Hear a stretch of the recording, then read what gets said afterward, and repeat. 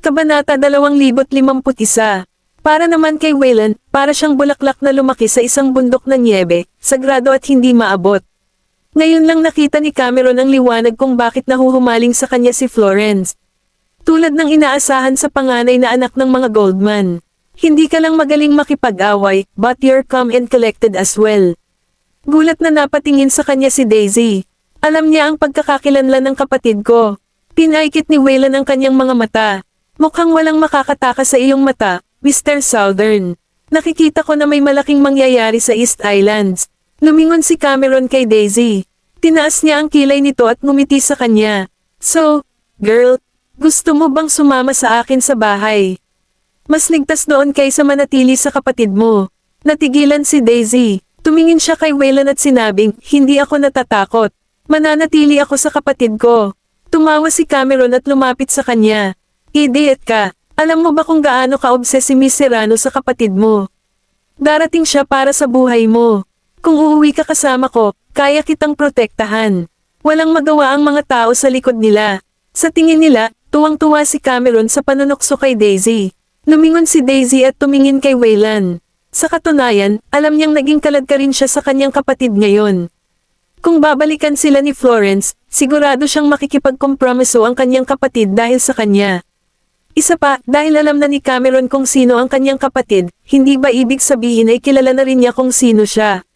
Kung isa sa alang-alang ang katotohanan na tinulungan silang muli ni Cameron ngayon, kahit na hindi alam ni Daisy ang kanyang ginagawa, naisip niyang mapagkakatiwalaan niya si Cameron dahil anak siya ni Sonny.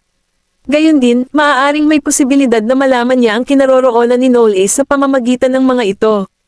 Bago pa siya makapagsalita, ibinuka ni Waylon ang kanyang mga lobby at sinabing, kung gayon, ipagkakatiwala ko sa iyo ang aking kapatid, Mr. Southern.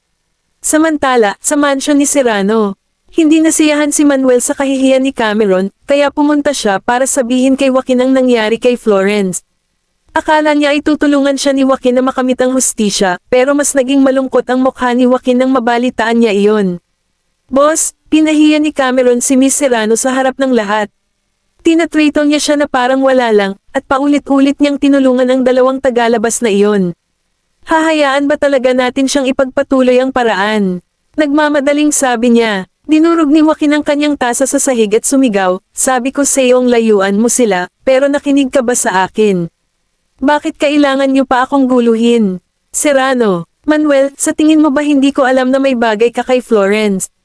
Matalim ang tingin ni Joaquin. Ipinikit ni Manuel ang kanyang mga mata nang walang sinasabi, at tumutulo ang mga butil ng pawis sa kanya. Habang nilalaro ni Joaquin ang singsing sa kanyang daliri, nagpatuloy siya ng walang ekspresyon. Ikakasal si Florence sa mga Southern. Mas mabuting ilayo mo ang mga iniisip mo. Pagkalabas ni Manuel sa silid-aralan, isa pang bodyguard ang sumugod sa kanya at nagsabi, Boss, masama ito. Dinampot ni Joaquin ang kanyang sigarilyo at itinapon ang abo sa ashtray. Anong nangyari?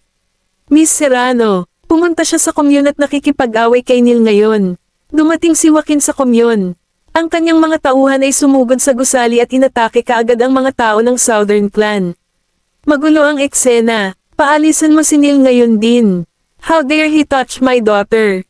May death wish ba siya? Sigaw ng bodyguard sa tabi ni Joaquin. Hindi sila makapaniwala na may lakas ng loob si Neil na ilagay ang kanyang mga daliri kay Florence pagkatapos niyang sakupin ang The Commune. Hinding-hindi nila siya mapapatawad dahil doon. Sa sandaling iyon, may ilang tao na nagdala kay Florence palabas. Siya ay nasa masamang kalagayan. Puno ng mga pasa ang kanyang mukha at katawan, at halos hindi na siya makatayo. Kung hindi dahil sa 2 taong nasa tabi niya ay bumagsak na siya sa sahig. Kabanata 2052. Lumungkot ang mukha ni Joaquin nang makitang nabugbog ng husto ang kanyang anak. Pinaputukan niya ng mga punyal ang mga taong nasa harapan niya at sumirit. Ha, outsider ka lang, but you have the guts to challenge my family because you are favored by Mr. Southern Sr.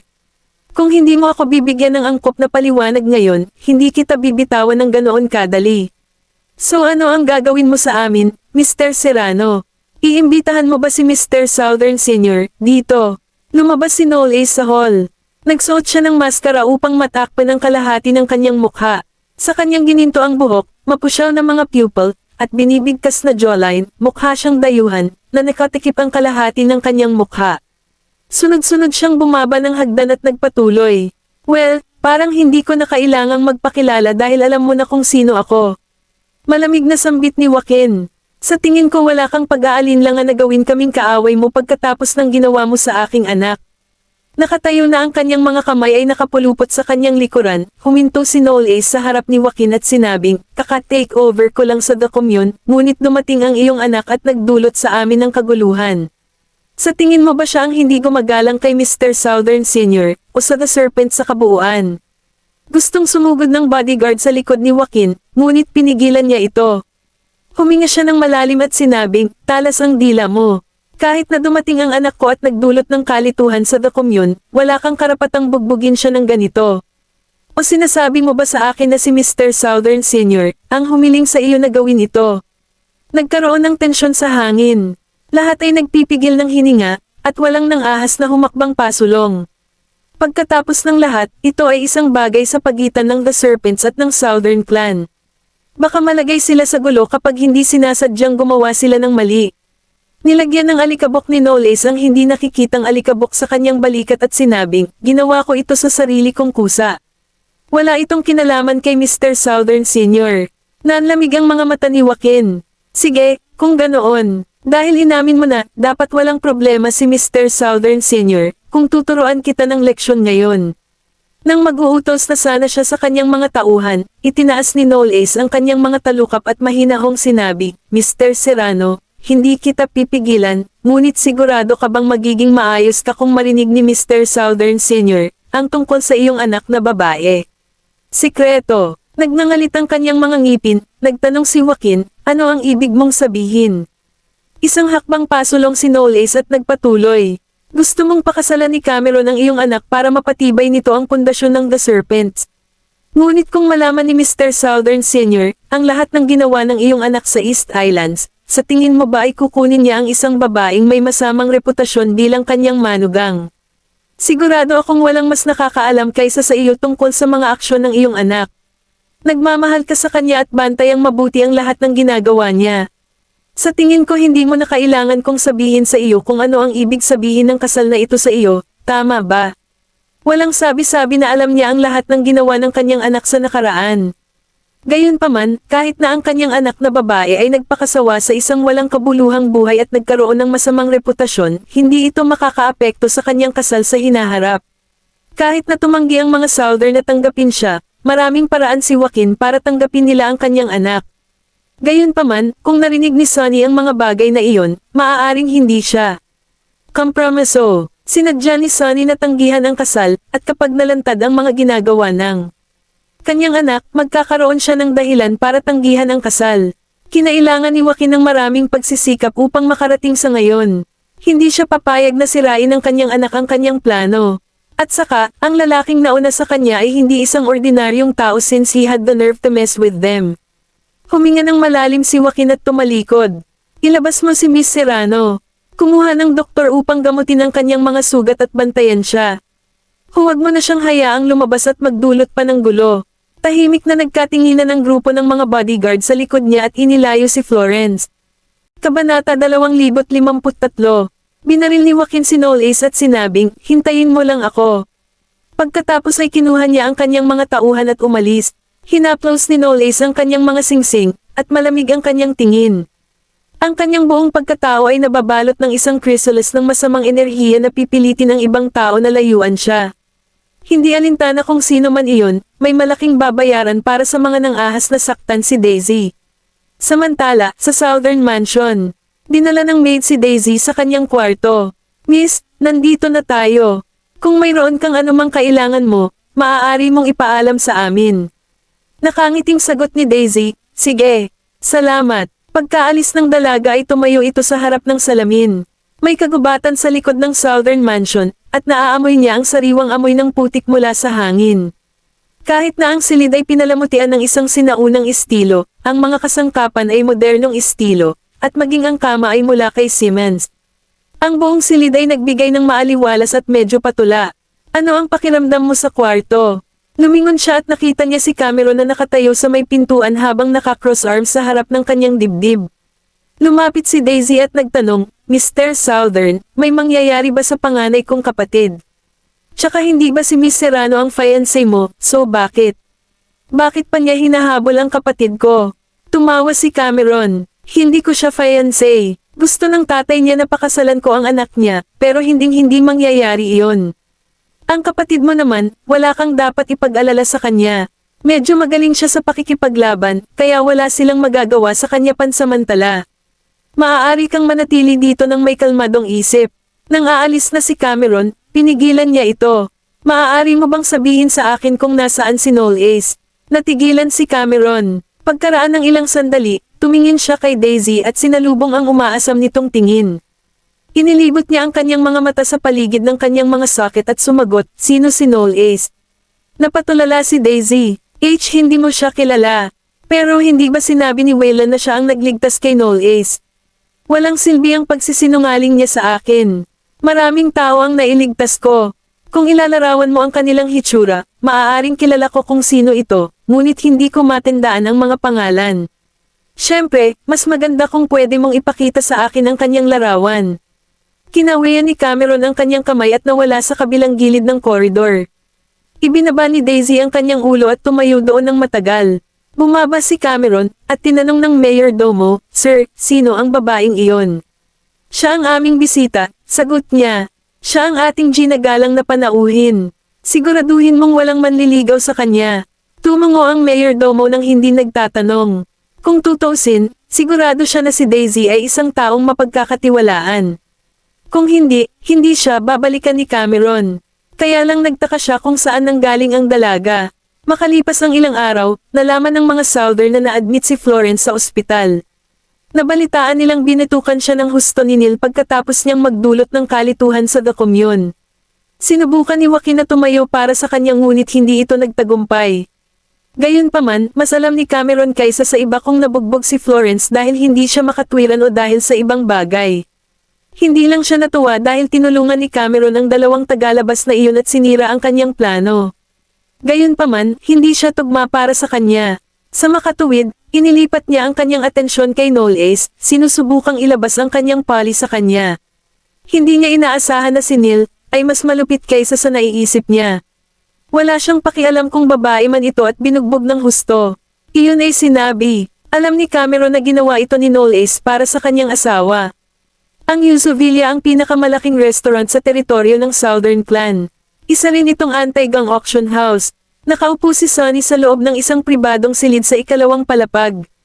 Hawak niya ang isang tasa sa kanyang kamay, at tila natutuwa siya.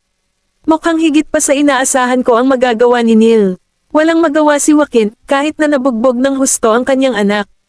Tama ako sa kanya. Ang nasa katanghaliang gulang na lalaking nakaupo sa tapat ni Sonny ay si Damian Wald, ang may-ari ng Yusuvilla. Si Damian ay itinuturing na isang mayamang negosyante sa East Islands. Pag-aari niya ang Yusuvilla at ang Novum Draken downtown. Siya ay neutral sa paghaharap sa pagitan ng mga Southern at Fabio. Kabanata 2054. Gayunpaman, mas malapit na kaibigan si Damian kay Sonny kaysa kay Fabio. Nabalitaan ni Damian na dinala ni Cameron ang isang tagalabas pabalik sa East Islands. Ang tagalabas na iyon ay may espesyal na pagkakakilanlan, at inutusan siya ni Sonny na kunin ang The Commune. Alam na alam ni Damian ang mga ito. Humigop siya ng tsaa at nagtanong, hindi ba nag-aalala si Neil na masyado niyang itinutulak si Joaquin? Ikaw ang nagtalaga sa kanya na pumalit sa The Commune, at sa paggawa nito, lalo lang niyang madidismaya si Joaquin sa iyo. Ibinaba ni Sonny ang kanyang tasa at mahinahong sinabi, kung gusto niyang magrebelde laban sa akin, maaga o huli ay gagawin niya ito. Naghahanap lang siya ng breakthrough na magbibigay daan sa kanya na mag-pull out nang hindi sinasaktan ang sarili niya. Hinawakan ni Damian ang gintong relo sa kanyang palso at nagpatuloy. Bagaman handa si Fabio na magbigay ng mga benepisyo kay Joaquin, makikita natin na hindi siya lubos na nagtitiwala sa kanya dahil nag-aalanggan pa rin siya, hari sa aura. Ang mas maraming kapangyarihan ay nakukuha niya, mas maaari niyang palawakin ang kanyang impluensya. Kapag nakuha na niya ang gusto niya, magiging kanya na ang mundo ng negosyo sa North Ancona at Eurasia. Sa kasamaang palad, siya ay masyadong nababalisa at hindi niya makukuha ang lahat sa kanyang paraan. Tumango si Sonny. Tumingin sa kanya si Damian at nagpatuloy. Pero kailangan mong sabihin kay Neil na bantayan ang sarili niya.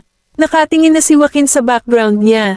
Naniniwala ako na malalaman ni Fabio ang tungkol sa kanya sa lalong madaling panahon. Naunahan na ito ni Sonny at ngumiti. Huwag kang mag-alala, naplano ko na ang lahat. Pareho silang nanatili sa private room ng isang oras bago umalis. Pagdating ni Sonny sa pinto, may lumapit sa kanya na waiter at may inilagay na note sa kamay niya. Mr. Southern Sr., may humiling sa akin na ibigay ito sa iyo. Binuksan ni Sonny ang note at tinignan ito.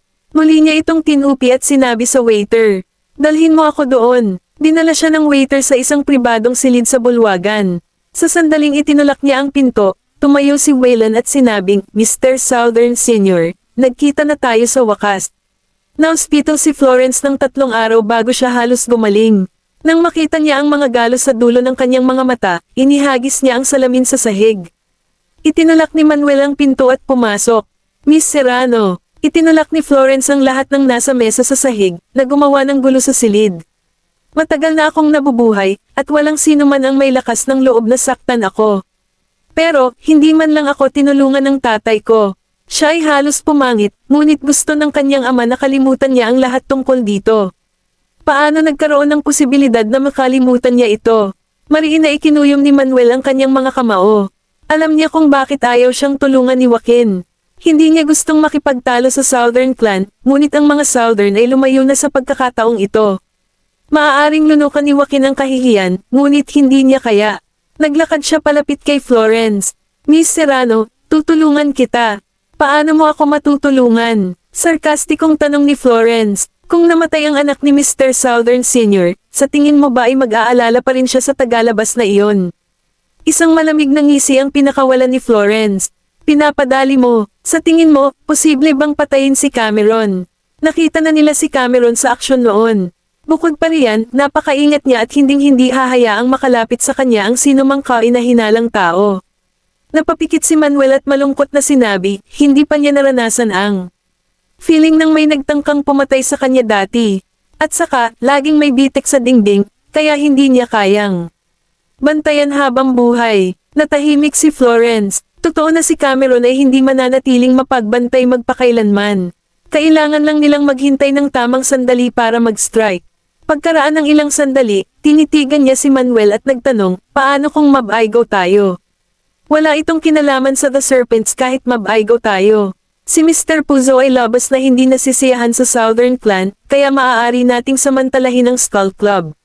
Kapag namatay na si Cameron, wala nang makakapigil sa iyong ama na makipag-alyansa kay Fabio. Kabanata 2055.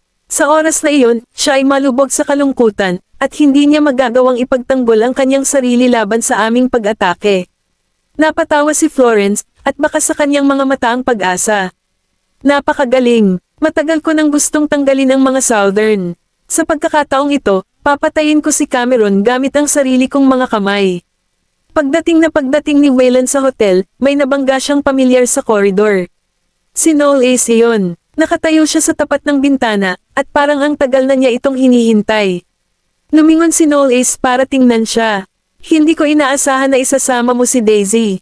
Ngumiti siya at sumagot, "Nag-aalala siya sa iyo. Kahit hindi ko siya payagan, sa tingin mo ba mapipigilan ko siya?" Mas alam ni Noel Ace ang kanyang ugali kaysa sa iba, kaya alam niyang mangyayari ito. "Narinig ko na sinubukan ng The Serpents na bigyan kayo ng problema. Sinabi sa'yo ni Cameron." Pumunta si Waylon sa kwarto at binuksan ang pinto. Sinundan siya ni Noel Ace sa silid at sumagot, "Oo. Sinabi niya sa akin ang tungkol dito. May gusto ka bang inumin?" Tanong ni Waylon. "Anything is fine," sagot ni Noel Ace. Pagkatapos ay kumuha si Waylon ng isang bote ng soda sa refrigerator at inilagay ito sa mesa. "Wala naman sa hotel. Ito na lang ang natitira ko 2 araw na nakalipas." Umupo si Noel Ace sa sofa. "Hindi ko pa kayang makipagkita kay Daisy. Mangyaring huwag sabihin sa kanya na pumunta ako upang makita ka ngayon." Tumingin siya kay Noel Ace. "Nananatili siya ngayon sa mga Southern, kaya hindi ako sigurado kung magkakasalubong kayo o hindi." Walang sinabing kapalit si Noel Ace. Pakiramdam niya ay mabuti para kay Daisy na manatili rin sa mga Southern. Biglang tumawa si Waylon, "Parang malaki ang tiwala mo kay Cameron. Medyo kalmado ka nang marinig mo na si Daisy ay naninirahan sa mga Southern. Alam mo bang inimbitahan lang siya ni Cameron na manatili sa kanila?" Binuksan ni Noel Ace ang takip ng bote. "Sa tingin mo ba may kaya siyang gawin kay Daisy?" Bahagyang ipinikit ni Wayland ang kanyang mga mata matapos niyang marinig ang sinabi ni Noel Ace. Si Noel Ace ay hindi isang taong madaling magtiwala sa sinuman. Bagamat pumayag siyang manatili si Daisy sa Southerns, alam niyang ito ang pinakamagandang opsyon sa ngayon. At least, hindi magagawang saktan ni Florence si Daisy kapag nananatili siya doon. Bukod pa rito, sigurado si Wayland na nananatili rin si Noel Ace sa mga Southern. Dahil si Cameron ang nagligtas sa kanya, hindi sinasabi na alam niya ang tungkol sa kanyang pagkakakilanlan sa madaling salita, alam niya ang tungkol sa relasyon ni Noel Ace kay Daisy. Gayunpaman, tila sa kanya na ang pagtitiwala ni Noel Ace ay hindi nagmula sa katotohanan na siya ay nagtiwala kay Cameron.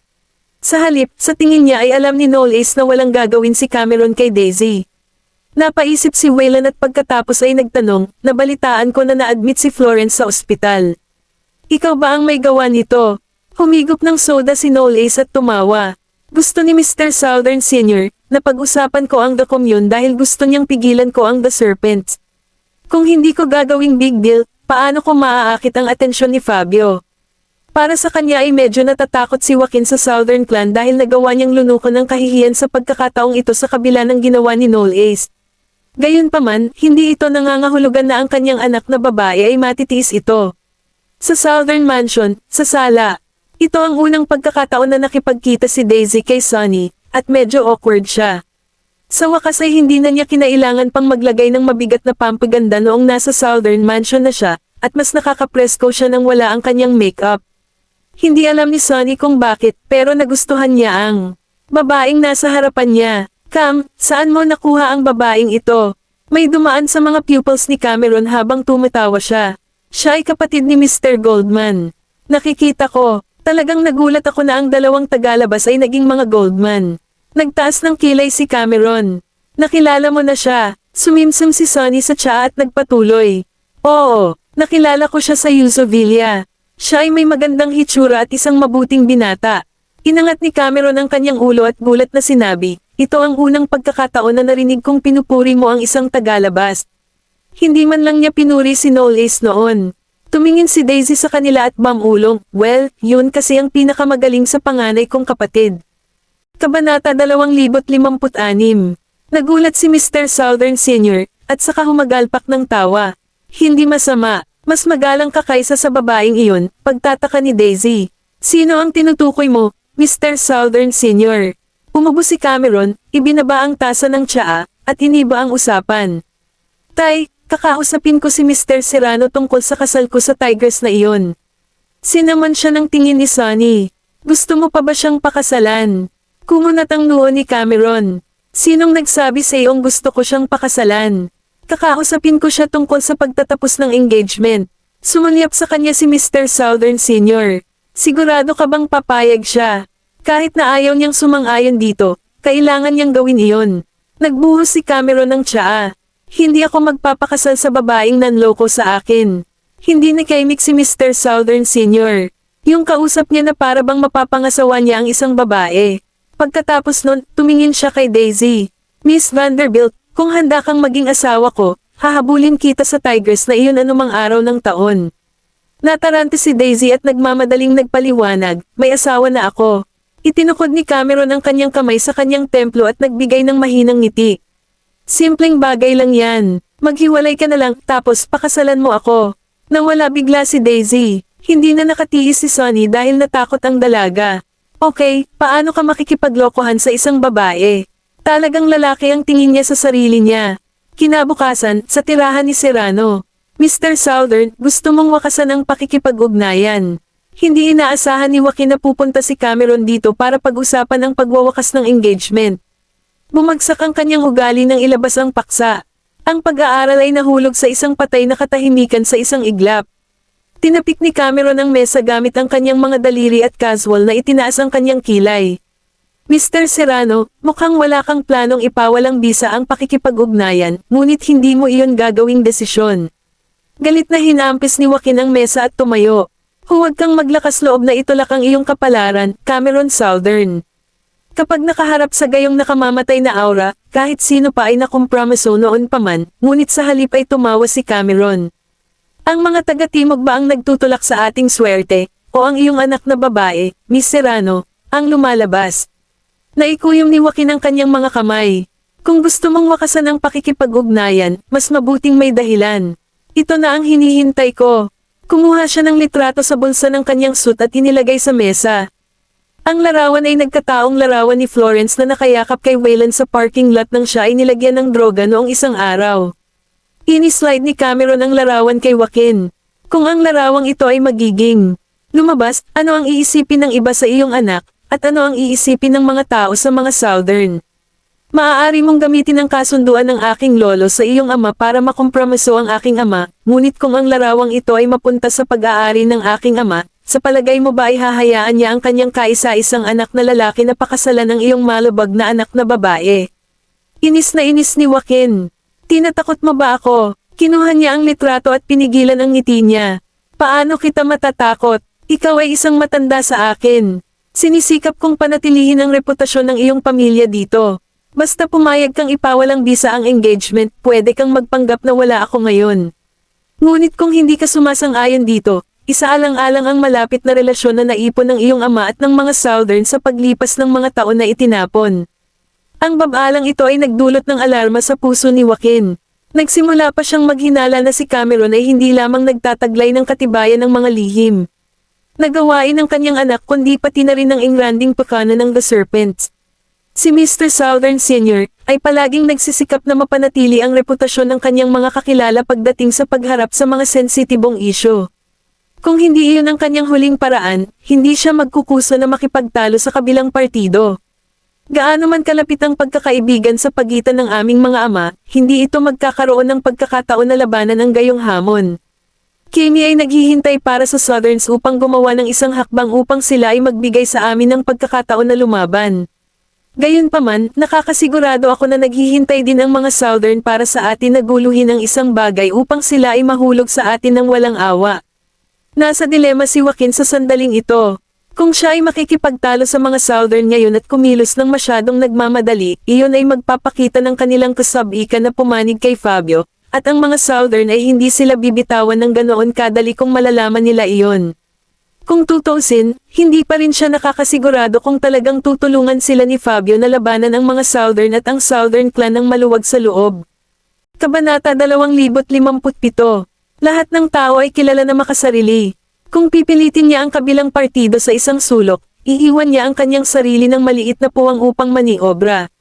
Magiging backfire lamang ito kung masyado siyang sabik na makita ang agarang tagumpay. Si Joaquin ay hindi tanga, at hindi ito ang oras para kumilos siya ng malinaw. Dahil hindi mo gusto si Florence, hindi kita pipilitin na tanggapin ang arrangement ng kasal. Nagtaas ng tingin si Joaquin. Gayunpaman, dapat pa rin akong bigyan ng mga Southerns ng paliwanag tungkol sa insidente kung saan ginawa ni Nilbeck ang paglipat sa aking anak, hindi ba? Kinalikot ni Cameron ang walang laman na tasa sa mesa. Hindi naman mahirap para sa amin na ipaliwanag iyon, pero si Miss Serrano ang gumawa ng kaguluhan sa bulwagan, kaya hindi ba dapat siya ang unang humingi ng tawad? Bahagyang hindi nasisiyahan si Joaquin. Kasalanan ni Florence ang paggawa ng eksena sa bulwagan, at maaari siyang humingi ng paumanhin para doon, ngunit hindi ba iyon masyadong sinadya para sa kanya na bugbugin siya hanggang sa ganoong lawak? Tinanong niya ito bilang ganti, kung may manggulo sa kaganapan ng The Serpents, hahayaan mo bang umalis ang taong iyon nang hindi nasaktan? Nabulunan si Joaquin sa sariling mga salita at hindi makapagbitaw ng kahit isang salita. Dahan-daang tumayo si Cameron. Bakit hindi tayo umurong ng isang hakbang? Hihingi ako ng paumanhin kay Miss Serrano sa ngalan ni Neil, at maaaring pumunta si Miss Serrano sa amin para personal na ihatid ang kanyang paghingi ng tawad kapag nakalabas na siya sa ospital. Ano sa tingin mo? Sumang-ayon si Joaquin sa mungkahi. Sinunog ni Cameron ang larawan sa lugar hanggang sa tuluyan itong maging abo. Kung gayon, tutuperin ko rin ang aking salita. Naglakad siya palabas ng tirahan ni Serrano, at naghihintay sa kanya ang babaeng bodyguard sa harap ng sasakyan. Mr. Southern, naayos na ba ang lahat? Sumakay siya sa kotse at sinabing, medyo matalino si Joaquin. Maaari mong isaalang-alang ang pag-aayos ng kasal na dissolved. Bumalik ang tingin sa kanya ng babaeng bodyguard. Ngunit si Miss Serrano ay dumanas ng napakalaking karaingan, kaya maaaring hindi siya handang makipagkompromiso. Tumingin si Cameron sa bintana. Hindi mahalaga, si Joaquin ay isang matalinong tao sa halos lahat ng kanyang buhay, ngunit siya ay nakatadhana na mapahamak ng kanyang walang utak na anak na babae. Hindi na kailangang kumilos ang ating Southern Clan, at ang The Serpents ay masusunog din balang araw sa hinaharap dahil sa Florence. Ibinalik niya ang tingin sa tanawin sa labas ng sasakyan. Kumuha ng isang tao na pumili ng isang regalo at dalhin ito sa ospital upang lumiwanag ang kanyang araw. Medyo nataranta ang babaeng bodyguard. Bakit mo siya padadalhan ng regalo? Ngumisi si Cameron. Siya ay isang mayabang at mapangahas na babae. Kung padadalhan ko siya ng regalo para ipahayag ang aking paghingi ng tawad sa oras na ito, iisipin niyang pinili naming magkompromiso. Kapag hiniling ni Joaquin sa kanya na humingi ng tawad sa araw ng paglabas niya sa ospital, sa tingin mo ba ay kusang loob niyang gagawin iyon? Hindi na kailangan pang hulaan ng babaeng bodyguard para malaman na ayaw ni Florence na humingi ng tawad. Tatanggapin ni Florence ang paghingi ng tawad ngunit ayaw niyang lumapit sa kanila para humingi ng tawad, na lalong magpapahirap sa buhay ni Joaquin. At nang maisipan niyang lumabas dito at gumawa muli ng gulo sa iba, hindi na muling maglalakas loob si Joaquin na pumikit. Sa loob ng 2 araw, nakalabas na si Florence sa ospital. Dahil nakatanggap lang siya ng opisyal na paghingi ng tawad at regalo mula sa mga Southern noong nakaraang araw, naisip niya na ang mga Southern ay handang makipagkompromiso. Gayunpaman, sa sandaling bumalik siya sa bahay, hiniling siya ng kanyang ama na pumunta sa komyon upang humingi ng tawad. Biglang nagbago ang ekspresyon ni Florence. Tatay, nawala ka na ba sa isip mo? Nagsorry na sila sa pagbugbog nila sa akin. Kaya bakit mo ako hihilingin na pumunta sa kanila para humingi ng tawad? Tama na. Galit na hinampes ni Joaquin ang mesa at pinagsabihan siya, talaga bang pipi ka para isipin na nagkompromiso sila? Humingi sila ng paumanhin sa iyo dahil nagpapakita sila ng kaunting paggalang sa The Serpents. Lahat ng ito ay dahil sa iyo. Umiikot ka lang sa lungsod ng walang utak, nagdudulot ng gulo kung saan-saan at pinapahiya ako. Kung hindi, sa tingin mo ba gusto kong pangunahan ako ng mga Southern? Hindi sumang-ayon si Florence sa kanya. Hindi ako pupunta. At saka, hanggat matagumpay na kumukuha si Manuel ng isang tao para tanggalin si Cameron ng tuluyan, ano pa ang matatakot ko? Halika ulit, hindi ako hihingi ng tawad sa kanila. Hindi nila makukuha ang gusto nila. No way. Over my dead body. Sinampal ni Joaquin ang pisngi gamit ang likod ng kamay niya, at umalangaw-ngaw ang sampal sa buong sala. Maging si Manuel na naghihintay sa labas ng pinto ay halos hindi napigil ang pumasok. Tinakpan ni Florence ang pisngi at hindi makapaniwalang tinitigan ng ama. Sinaktan mo lang ba ako? Kabanata 2058. Tumalikod si Joaquin at hindi siya pinansin. Dahil ayaw mong humingi ng tawad sa kanila, hindi ka na pinapayagang lumabas ng gusaling ito simula ngayon. Ngayon bumalik ka na sa kwarto mo. Kinagat niya ang pangibabang lobby at galit na umakyat sa itaas. Nasaksihan ni Manuel ang buong proseso ng pagkakasala kay Florence, at ang kanyang nakita ay nagpahirap sa kanya sa lahat ng posibleng paraan. Matagal na niyang kasama ang dalaga at hindi pa niya nakitang naapi. Hindi niya maintindihan ang dahilan kung bakit makikipagkompromiso si Joaquin sa mga Southern. Yung mga taong iyon ay nararapat na mamatay. Nagrounded si Florence, at kinailangan ni Joaquin na magpadala ng ibang tao sa komyon para humingi ng paumanhin para sa kanya upang ipakita ang kanilang katapatan, na siyang wakas ng bagay. Makalipas ang ilang araw, pumunta si Cameron sa daungan para tingnan ang mga paninda. Ang Southern Clan ay dumaan sa mga kalakal na kanilang inangkat at na-export ng napakahigpit, at anumang hindi sumusunod o ilegal na mga kalakal ay agad na masisira. Isinakay niya ang kanyang mga tauhan sa cargo ship, at ang babaeng bodyguard na nasa likod niya ay may hawak na payong para liliman siya sa nakakapasong araw. Ang East Islands ay hindi dumaan sa 4 na panahon sa buong taon. Wala silang taglamig, at napakahaba ng tag-araw kaya hindi nasanay ang mga dayuhang mga ngalakal na unang beses na pumunta rito. Mr. Southern, ito ang mga kamakailang invoice para sa aming mga kalakal.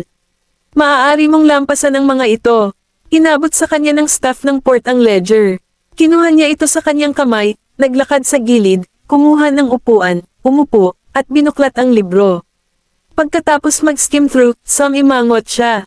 Bakit ka nag-order ng napakaraming lalagyan ng alak? May balak ka bang mag-stock para sa bagong taon? Kinagat ng staff ang bala at sumagot, kamakailan lang, mataas ang demand sa Eastgate Clubhouse. Ibinibigay ko lang sa kanila ang mga kalakal ayon sa kanilang order. Sumandal si Cameron sa sandalan at nag-cross arms. Ayon sa daloy ng pasahero ng Eastgate Clubhouse nitong mga nakaraang taon, mas marami itong nawalan ng mga customer kaysa sa mga nakaraang taon. Dapat nilang pasalamatan ang kanilang mga Diyos na hindi nila kailangang ibenta ang mga inumin na hindi nila naibenta sa lugar.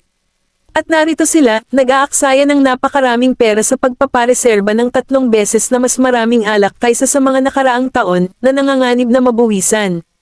Ang Eastgate Clubhouse ay matatagpuan sa downtown, isang teritoryo na kabilang sa Southern Clans Chamber of Commerce. Hindi masyadong naging maganda ang negosyo ng clubhouse sa East Islands dahil tinatanggap lamang ito ng mga lokal at ilang dayuhang negosyante. Ngunit nitong mga nakaraang taon, dahil sa pagmamataas at pangingibabaw ng The Serpents, napagtanto ng maraming negosyante na nagiging matamlay na ang kita ng kanilang mga negosyo at matagal nang umalis sa East Islands. Kung hindi iyon ang kaso, malamang na nasuhulan sila ng mga tauhan ni Fabio para itayo ang kanilang mga negosyo sa teritoryo ni Fabio. Ang Eastgate Clubhouse ay nalulugi sa lahat ng oras na ito. Ang mga inumin ay ibinebenta sa isang malaking diskwento upang makaakit ng mga customer mula sa ibang mga lugar, at sila ay nag-order ng 3 beses na mas maraming alak kaysa sa karaniwan nilang ginagawa. Ito ay isang problema sa sarili. Medyo kinabahan ang empleyado at hindi alam ang isasagot. Mahina, ipinatawag ni Cameron ang babaeng bodyguard na nakatayo sa likuran niya. Humakbang ang babaeng bodyguard na ang pangalan ay Mahina. Mr. Southern, inangat niya ang tingin niya. Magsama ka ng ilang lalaki sa cargo ship at siyasatin ang lahat ng lalagyan sa barko. Huwag palampasin ang alinmansa. Kanila, nagmamadaling ipinaliwanag ng staff, Mr. Southern, ang totoo, monopolyo ni Mr. Puzo ang lahat ng mga mangangalakal ng alak na nag-import ng alak at alak sa isla. Nakuha ng Eastgate Clubhouse ang mga kalakal na ito sa pamamagitan ng wholesaler sa doble ng presyo. Agad na lumabo ang ekspresyon ni Cameron. Idiots kayo, bigla siyang tumayo at lumapit sa staff. Bakit hindi mo sinabi sa amin ang tungkol sa monopolyo ni Fabio sa lahat ng mga mamamakyaw ng alak? Ibinaba ng empleyado ang kanyang ulo at ipinaliwanag, wala kaming oras na iulat ito sa iyo noong nakaraang buwan. Binili lang ng mga tauhan ni Mr. Puzo ang lahat ng alak mula sa clubhouse ng biglaan. Hindi muna ito sineryoso ng amo dahil kung tutuusin, patas naman ang binayad nila sa amin. Gayunpaman, inilihim ng mga tauhan ni Mr. Puzo ang balita tungkol sa monopolyo mula sa amo, kaya noong kailangang bumili ang amo ng alak at alak para sa club ilang araw na ang nakalipas, doon namin nalaman na monopolyo na ito. Hiniling ng wholesaler sa boss na magbayad ng 2 beses sa presyo para makuha ang mga supply ng inumin, kaya binalak ng boss na bilhin muna ang mga paninda, ngunit ihaharap niya ang bagay na ito kay Mr. Southern Sr. pagdating ng oras. Ngumisi si Cameron. Balak ni Fabio na simulan ang kanyang pagsalakay mula sa mga supplier ng alak ng mga clubhouse sa mga teritoryo ng Southern Clan. Alam mo ang tungkol sa isyong ito at pinili mong huwag iulat ito sa amin. Deserve mong mawalan ng pera. Kabanata 2059. Lumingon si Cameron at sinabi sa mga taong nasa likod niya, sa hinaharap, kapag lumalabas ang mga kalakal mula sa supplier na ito sa aming daungan, sisingilan sila ng 4 na beses sa import fee. Kung ayaw nilang bayaran ito, hihilingin mo sa kanila na kunin ang kanilang at ang kanilang mga kalakal sa daungan. Naiintindihan mo ba ako? Tumango ang nasa likod niya. Yes, sir. Tiningnan ni Cameron ang staff at inilagay ang kamay sa balikat nito. Nanginginig siya mula ulo hanggang paa at hindi naglakas loob na magsalita. Makipag-ugnayan sa may-ari ng Eastgate Clubhouse. Sabihin mo sa kanya na kung wala siyang utak, dapat niyang isara ang club sa lalong madaling panahon. Pagkatapos ay umalis siya kasama ang kanyang mga tauhan. Pagbalik sa sasakyan, naramdaman ni Mahina na may mali. Mr. Southern, halatang si Mr. Puzo ang gumanap na may-ari ng Eastgate Clubhouse, pero bakit mo sasabihin ang sinabi mo? Hinaplos ni Cameron ang kanyang mga templo. Sa tingin mo ba walang isip ang may-ari ng Eastgate Clubhouse? Ibinente niya ang lahat ng kanyang alak kay Fabio nang walang dahilan at pagkatapos ay binayaran ng 2 beses ang presyo para makabili ng napakaraming alak. Walang negosyante ang gustong makipagkalakalan ng lugi. Higit pa rito, malinaw niyang alam na ang relasyon ng Southern Clan kay Fabio ay palaging napaka-tense, at hindi kami nakikialam sa isa't isa sa negosyo. Kaya bakit si Fabio ang bibili ng lahat ng alak mula sa kanya sa unang lugar?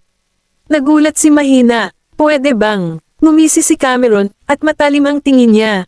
Ang may-ari ng Eastgate Clubhouse ay gumastos ng 2 beses sa presyo at bumili ng 3 beses ng alak na kailangan niya upang muling mag-stock sa club. Hindi niya basta-basta susunugan ang kanyang pera. Kaya marahil, ang kalidad ng liquor batch na ito ay hindi na katulad ng orihinal na batch. Mahina, magpadala ng isang tao upang siyasatin ang pinagmulan ng alak na ito. Bumilis ang sasakyan sa coastal road, at sumulyap si Cameron sa rearview mirror. May sumusunod sa atin. Tumango si Mahina at binilisan. Napagtanto ng mga itim na sedan sa likuran nila na bumilis na sila, kaya binilisan din nila ang kanilang takbo. May isang intersection sa unahan, at kung sila ay dumiretso sa coastal road, sila ay darating sa pasukan ng Southern Shire. Hiniling ni Cameron kay Mahina na dumaan sa pataas na kalsada na hindi bukas sa trapiko habang ginagawa. Nang makita ng mga sasakyan sa likuran na lumiko sila patungo sa pataas na kalsada, nag-inis ang mga tao sa sasakyan.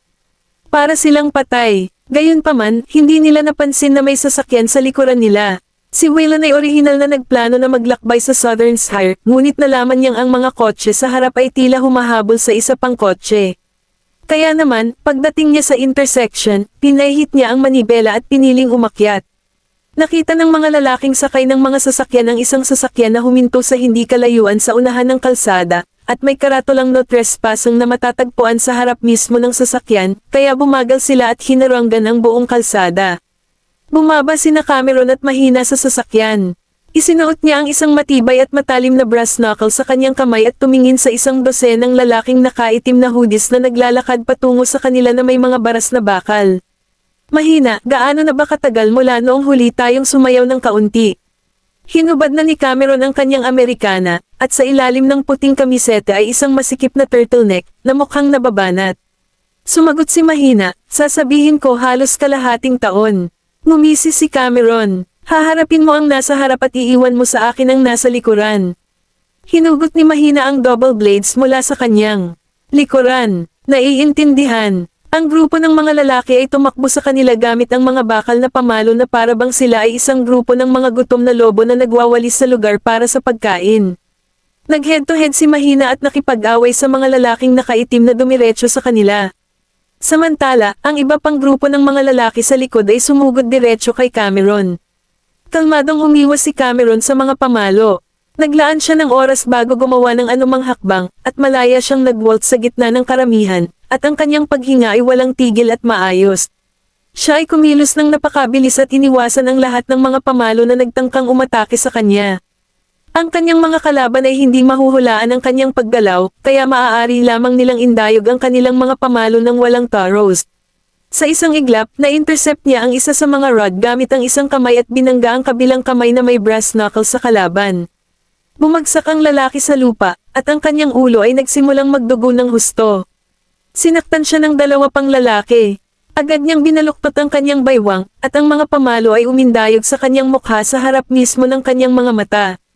Kabanata 206 na po. Napabalikwas si Cameron sa ere, humawak ng pamalo para harangin ang isang suntok, sinipa ang kanyang guya ng mababang sipa, at agad na pinitik ang braso niya. Napasigaw ang lalaki sa sakit at hindi na makagalaw. Itinulak siya ni Cameron palayo, flexible na pinaikot ang paniki sa kanyang kamay, at sinulyapan ang mga lalaking lalapit sa kanya. Ano pang hinihintay mo? Sabay lapit sa akin. Sabay-sabay na sumugod ang grupo ng mga lalaki sa kanya.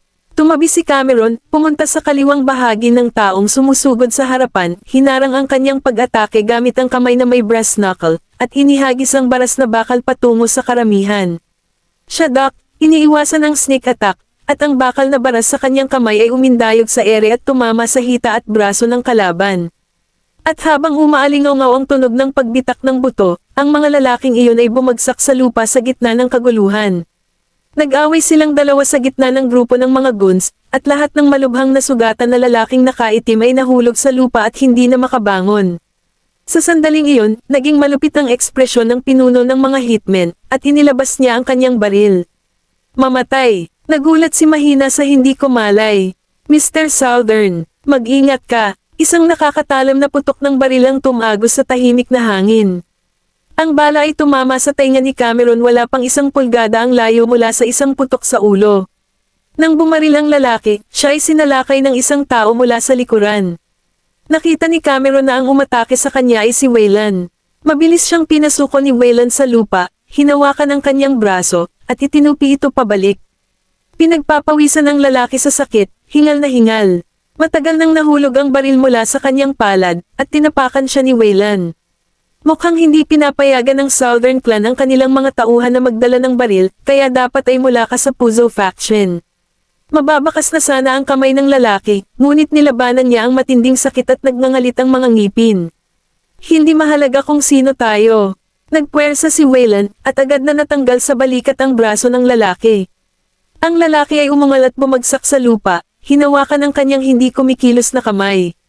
Ang iba pa sa mga lalaki ay naasikaso at lahat ay lubhang nasugatan na hindi na nila maitago ang kanilang mga paa sa ilalim ng kanilang mga katawan. Naglakad si Cameron patungo sa lalaki, sinundot ang bakal sa kanyang kamay sa balikat nito, at nagbigay ng isang mabangis na tawa. Kawili-wili, talagang nagdala ka ng baril sa iyo sa simula pa lang, para hintayin na maging abala kaming lahat bago mo kami tambangan mula sa likuran. Kung hindi dahil sa panganay na anak ng mga Goldman, sa palagay ko ito ang para sa akin. Di ko talaga inaasahan yon. Napakaraming lalaki ang dinala nila dito hindi para patayin ako kundi para ilihis ang atensyon ko sa baril na papatay sa akin. Pagkatapos ng lahat, ang bilis ng bala ay palaging magiging mas mabilis kaysa sa anumang malamig na sandata. Gaano man ako kagaling at kabiles, siguradong mababaril ako sa huli. Itinaas niya ang baba ng lalaki gamit ang bakal. Hindi ganoon kasimple si Fabio na utusan kanyang pumunta sa teritoryo ng Southern Clan para tambangan ako. Ngayon mag-usap, tumutulo ang malamig na butil ng pawis mula sa noo ng lalaki at namumuo sa kanyang mukha. Ang kanyang mukha ay kasing putla na ng kamatayan, ngunit tumanggi siyang magbitaw ng kahit isang salita. Kaya gusto mong itago ito at dalhin ito sa impyerno kasama mo. Tumawa si Cameron, inayos ang kanyang posture, at iniunat ang kanyang kamay patungo kay Waylon. Ibigay mo sa akin ang baril. Pinaikit ni Waylon ang kanyang mga mata. Mr. Southern, may balak ka bang pumatay ng tao dito ngayon? Iginiit ni Cameron. Ang bawat salita, ang pagpatay sa kanya ay madungisan lamang ang aking mga kamay. Inabot ni Waylon sa kanya ang baril. Kinarga niya ito, itinutok sa binti at braso ng lalaki, at nagpaputok ng 2 putok. Dahil sa matinding sakit ay umungol ang lalaki hanggang sa namamaos ang boses, at halos hindi na makilala ang mga braso at binti dahil sa lahat ng dugo. Namatay tuloy ang lalaki dahil sa sakit. Inihagis ni Cameron ang baril na naubusan ng mga bala, naglabas ng panyo, at pinunasan ang kanyang mga daliri nang hindi nagbabago ang ekspresyon. Ibalik mo ang lalaking ito kay Fabio. Kung mabubuhay man siya, depende lang sa kanyang kapalaran. Nag-alinlangan si Mahina. Tinitigan siya ni Cameron. Anong problema? Mamulong siya, hindi ko siya kayang buhatin mag-isa. Napatingin si Cameron kay Waylon. Hindi ba siya manpower?